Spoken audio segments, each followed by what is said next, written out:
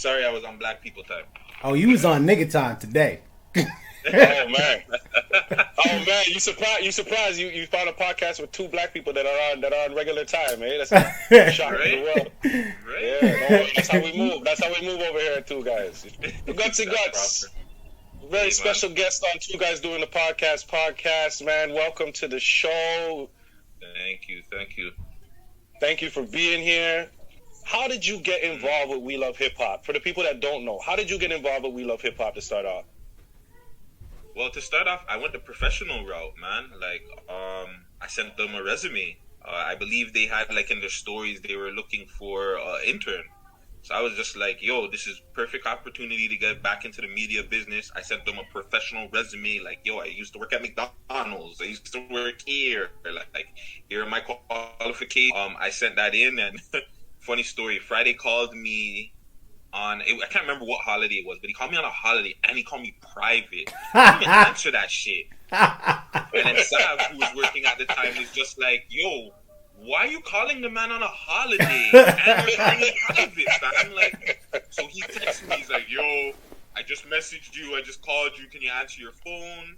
Were you coming in with any experience, or was this like your first time trying to do something like this? No, I want to say podcasting, I don't want to say I'm the first, but me and my brother did this shit like 10, 15 years ago, bro. We didn't know what the hell we were doing, but we just recorded it, we put out the audio, and that was it. And yeah, by the second episode, everybody was fighting, and it was like, yeah, this shit ain't gonna work. I can only imagine. Yeah, that's hilarious. If there's one thing that Guts is known for, it's the fact that his interviews come with no filter. You're going to get the rawest interview, Kenny. He's not hiding nothing back himself. And we just want to make sure that you interview like that. We want to make sure that you're going to answer these questions like that, too. That's what we're going to make sure. 100%. Okay. You were the co-host. You and Gucci, who later came on. It was just you and Sav was there at the beginning, too. Did the 6 Views Uncut. And that is kind of how we like to describe it, the R-rated version of the We Love Hip Hop interviews. Pretty much. Friday does the professional. Let's promote your stuff type of interviews. and your interviews turn into, talking about spreading cheeks and all types of different positions and golden showers, and you have people throwing up on your podcast and stuff like that. You know what I mean? Shit, man. Yeah. Shout out. It's crazy that he said that, and shout out. I seen you with Zero recently. That's one of my favorite interviews, bro. Like, because it's like when you have, I feel like Toronto, man, are not vulnerable, bro. Like, they get up there or any platform. Yo, street man, or we do. If you guys are trying to get out to the masses, who the fuck is going to see that and be like, yeah, this is cool. This is what I want to invest into. Like, you know what I'm saying? Somebody like Zero, who's giving you, like, he's being his all. He's telling you the good, the bad, everything. Interviews is like that is why I did this shit, because it's like, yo, that shit is entertaining, bro. Like, do you think that your arm of the brand was more entertaining than the main stage, like the We Love Hip Hop podcast with Herc and with Friday? Hell yeah. It's funny because while we were waiting for you to show up for this podcast and you showed up 10 minutes late, I was curious, like, it made me think. I say, yo, like, if this was an actual job, like, niggas get fired over this shit. Like, so what happened? What, like, did you get fired? And also, did they fire you because you were late too many times?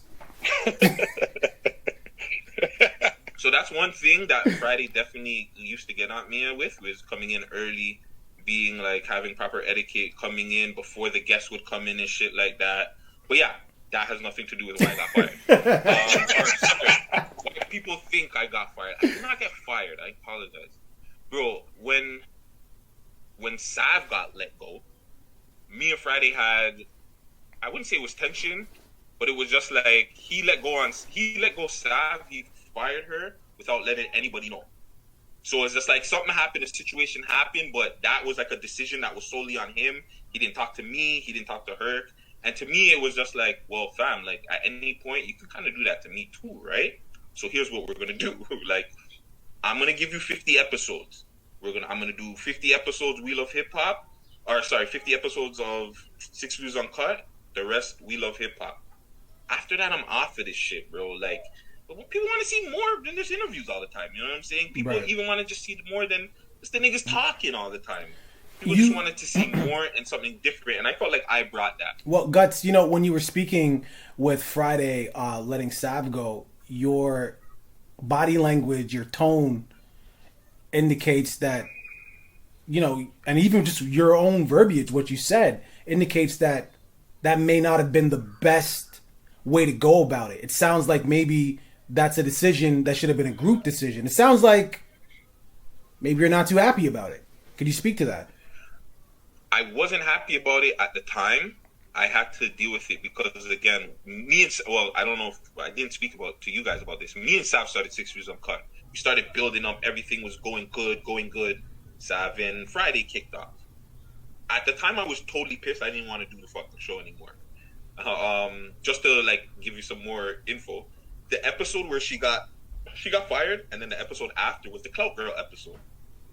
To me, that was like one of the biggest artists coming into me, like Clout Girl. She's got this big name. I was just like, yo, how am I doing this without my co-host, bro?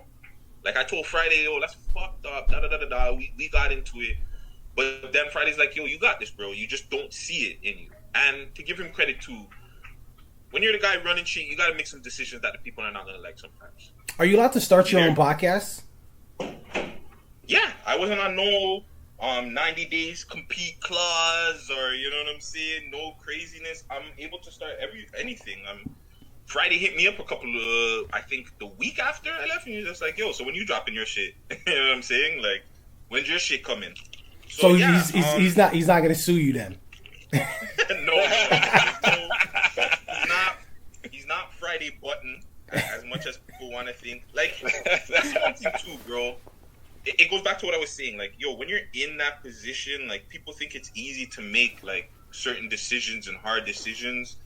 People coming and going and stuff like that. Friday's done, like, a great job with We Love Hip Hop, bro. Like, I can't deny that. Like, people might hate on the shit that he does with the lives and shit like that, but he has a lot of classic interviews. Yeah, you give him a lot of credit, which is fine. He does a lot of work, but, I mean, you had your own arm leg of that platform. Like, how much say did you actually have in the show? Like, the final edit, did you have any? I had all the final edit on that. Okay. It's funny that you said that. So I did. I want to say me and Friday had a little butting heads with creative control. I don't want to give too much info, but there was problems with guests. I'll say that. With the type of guests that I was getting in or that I would want to interview. But I told him, like, no matter what, fam, believe in me. There you are. You're back. Go ahead. Yeah, my bad. I have that doo-doo hood internet, bro. This is actually the clearest that you've been. The comeback was better than the downfall. So you were saying... That's usually how it is, though. You were saying you and Friday used to butt heads all the time, and also I think you were saying something about whenever you would get a really, really good guest, Friday would say, "Nope, Guts, that's not for you. He's coming on our show." You were saying that? No, not that he would say it was our show. He would just more not know some of the people I would be going for and not understand maybe why I'd be interviewing them. I can't lie to you. I'm a little bit confused, Guts, because I'm hearing that you and Sav started 6 Views Uncut. I'm hearing that you did a lot of the editing. You were involved heavily creatively. This sounds like 6 Views was your thing. It sounds like 6 Views was your thing. Would you say it's your thing? Now, here's the thing where it gets complicated. 6 Views is not my thing. 6 Views Uncut was me, Sav, and Friday's thing. So 6 Views, if you remember, well, I don't even know or remember, 6 Views is when Friday does his solo interviews. Yes. So when he does like Saji or I think LB Spiffy at the time because he wasn't old enough to be on We Love Hip Hop podcast, he did that as 6 Views alone.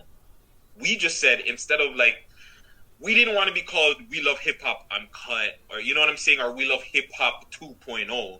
So we kind of just took the 6 Views and just said, yo, let's do 6 Views Uncut. See, that I gotta wonder how that makes a man feel though. Like you came up with a concept that was the uncut concept. You know, I'm watching Friday's feed, and he touched on the fact that 6 Views is Uncut is going to be going on. It's still continuing. Gucci, he said, his exact words is, listen, Gucci's still here. So clearly he has plans of moving forward with this show that you and Sav started with just Gooch, and you are no longer there, and you're here trying to tell us that there's no problem. And you have to help us understand what happened. You have to help us to understand. Yes, you said it was only 50 episodes, but clearly you don't want to stop doing it because I'd be watching you on Twitch. So you like doing this shit. Here's the thing. I like doing it, but I also don't like the other shit that comes with it.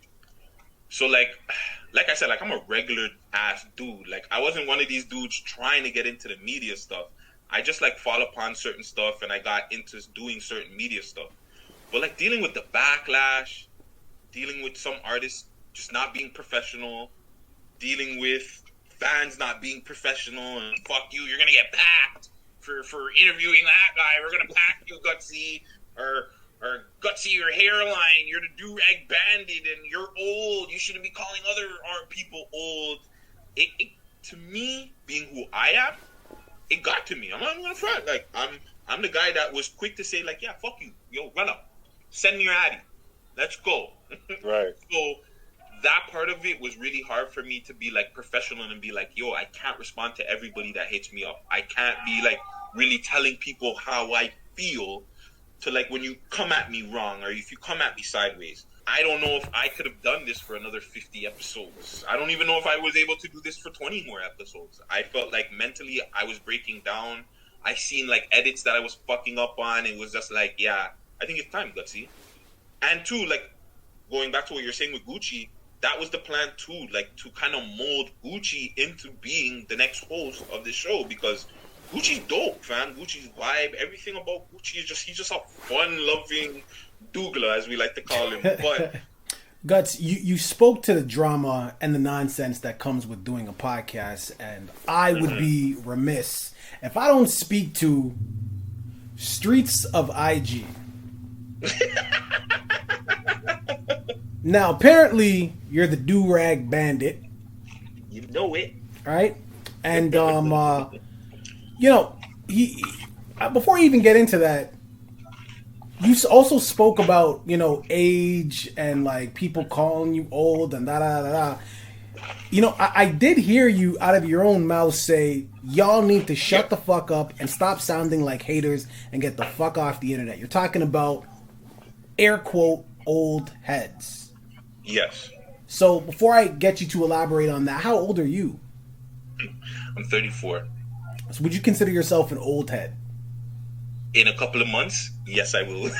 So wait a second. So but what I want to understand though is, right? So you're speaking to this artist, Roni, and you're giving him advice from an older guy, which, by the way, that's the best advice you're ever going to get from somebody. Live the experience. So you're dropping jewels. Not just to him, but to anybody who wants to listen. So why would an older head need to shut the fuck up? Now, here's my problem. This is why I go back to like I'm a hood guy. I'm not used to this media stuff. This is going at, and I should have probably said this better. This is going at the old heads that haven't done anything, that feel like they should be getting something out of just putting out one music video in like 2005. It's like they feel like they should be credited. They feel like they should be getting interviewed. They feel like people should like give them money. People should be putting them on a pedestal for putting out a music video, or like, you know what I'm saying, for putting out one song. And it's just like, you're downplaying all these younger generation guys. You're downplaying, oh, this generation this, these guys in the Instagram this. Well, from what I remember, when Real Toronto came out, a lot of them guys were throwing guns in as soon as they seen the camera too, right? Yeah. Right. Different times, different situations, but other than Friday, the rest of these guys, as soon as the camera was around. So it's like, when they get at these young people or they get at like the media pages for the stuff that they're promoting and doing, it's like, you guys shut the fuck up. Like, you guys were doing it too. You were doing the same dumb shit. You're not really trying to help somebody. You're 40-something, 45, 35, but you're not even trying to put on an artist. Like, you're just thinking, me still, me. Like, that's cool, but like, bring up some of these youngins in your hood. Right. Put on somebody else. Like, shut the fuck up. I don't want to hear it no more. Like, that's what I was trying to say. And I was saying that. Thank you for clarifying that. Yeah. Yo, why is it so important? And I'm speaking to Streets of IG here. We are back and forth with him. Why is it so important that he or any other vlogger show their face? Their job is to provide commentary on the hip hop scene. Like, you don't need to be out there like that. Why is it so important that they do that?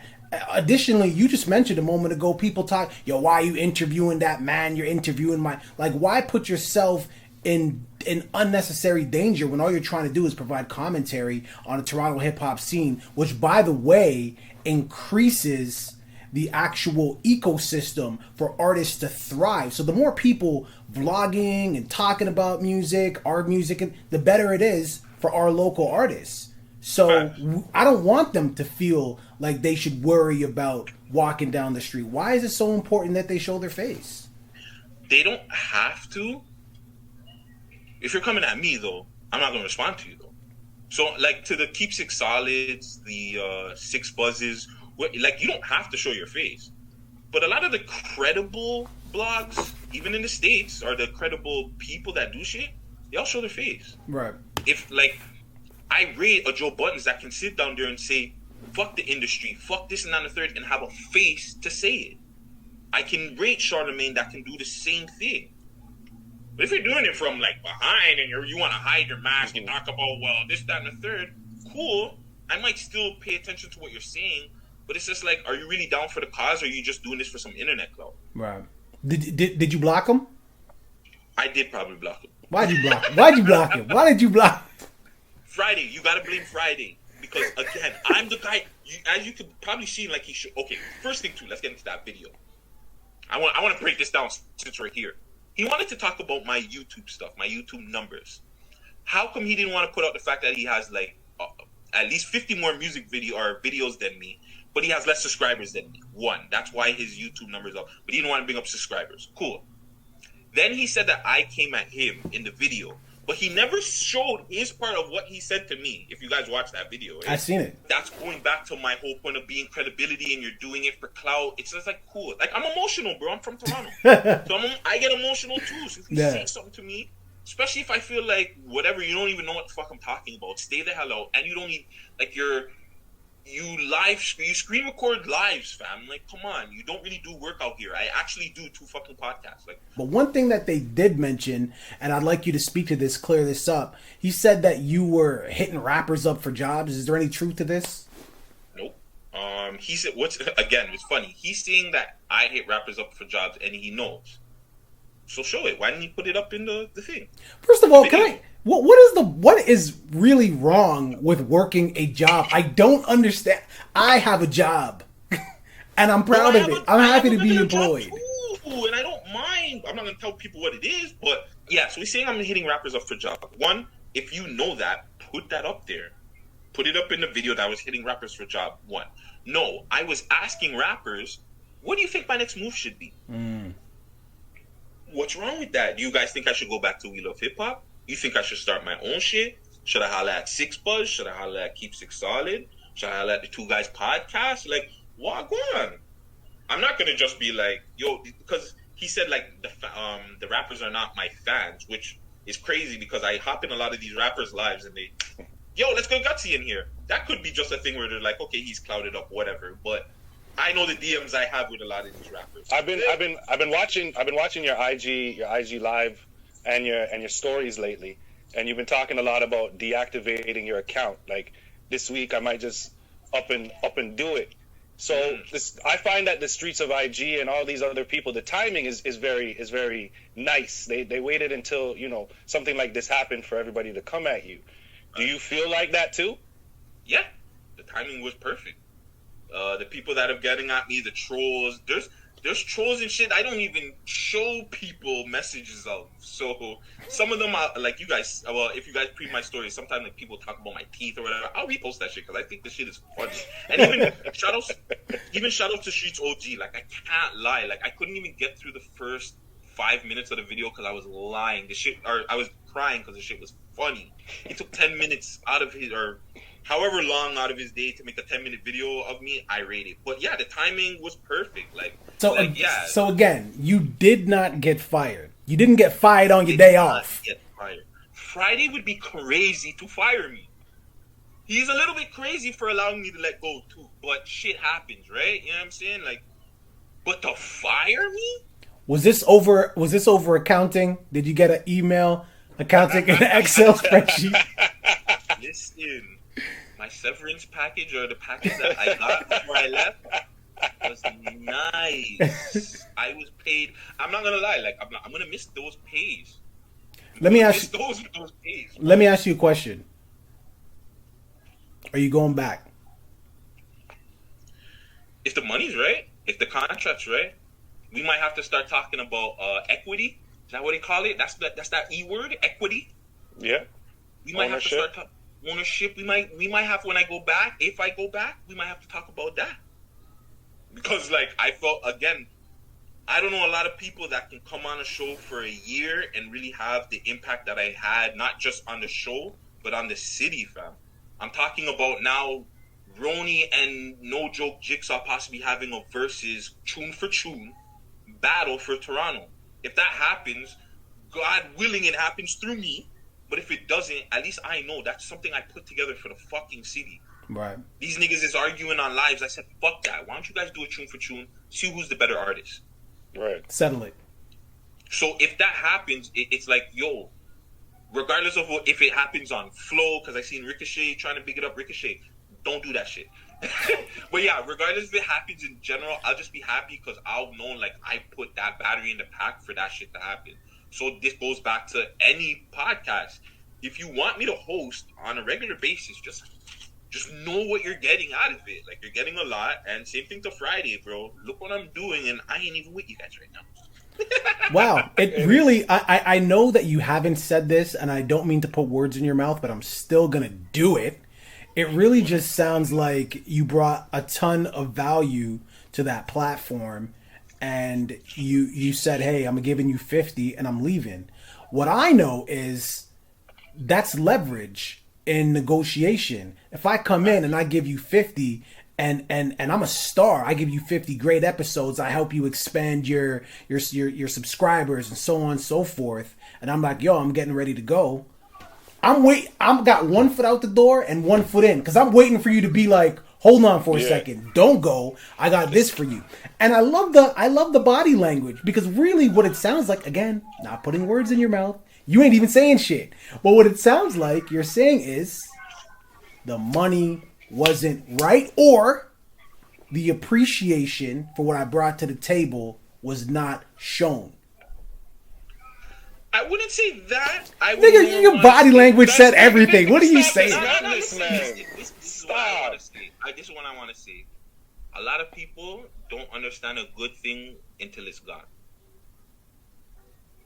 I'll say that. Yeah, I mean, I'll never look at any opportunity like, yo, that was a bad situation or I got screwed over. This situation worked out for both parties. I'm now the hottest free agent out here. And now everybody's looking at Friday like, what are you going to do now, bro?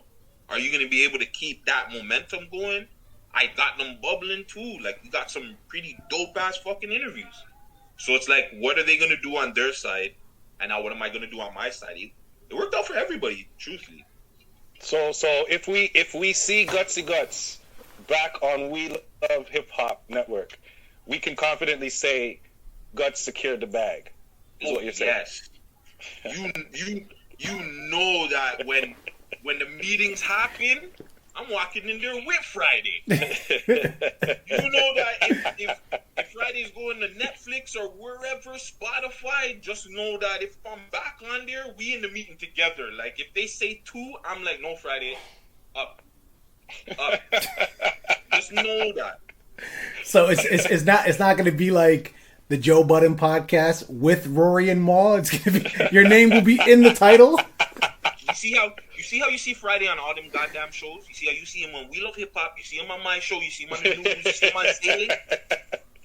That's me now. You're gonna see me on Zaylee. He's gonna be the logo. I'm already on We Love Hip Hop, but yeah, you're gonna see me on the logo now. Even now, when them niggas were doing the pictures with them two, nah, nigga. Now all three of us is doing pictures now, all the time. All the time. Friday gets invited back down to CBC. This nigga's gonna be at the building waiting in advance. Like, nah, we both going in. we both going in. Oh, you doing before they were famous? Remember Crudden? All right, follow me in. I'm talking to that dude. All right, man. Well, yo, Guts, thank you so much for coming through. We appreciate you taking the time. You know what I'm saying? Appreciate you being open and honest and vocal about the situation. And I really do hope that you, Friday, the network, work it out and we see you over there. And really, I want to see you on CBC with the do-rag. If I don't see anything else in my life, I want to see that do-rag on CBC. So thank you again for being so open. No, hold on. Fuck all that. No, listen, you secure that bag. I need to see the blingy belts. I need to see some rope chains. I want to see the bag. I don't want you to just secure it. I got to see it. We got to see it in a different way because I might have to take you guys out and we do like another interview at like Root Chris or STK or something because that's where all my money's going, fam. Okay. Hey, listen. I buy chains and shit like that. Hold on. You paying? You paying? Yeah, the back. Okay, then we might have to do that. We might absolutely have to do that. Yo, viewing public, man, leave it in the comments. I hope this was informative. And if you didn't know, now you know. You heard it here first, man. Two guys doing a podcast. Doses.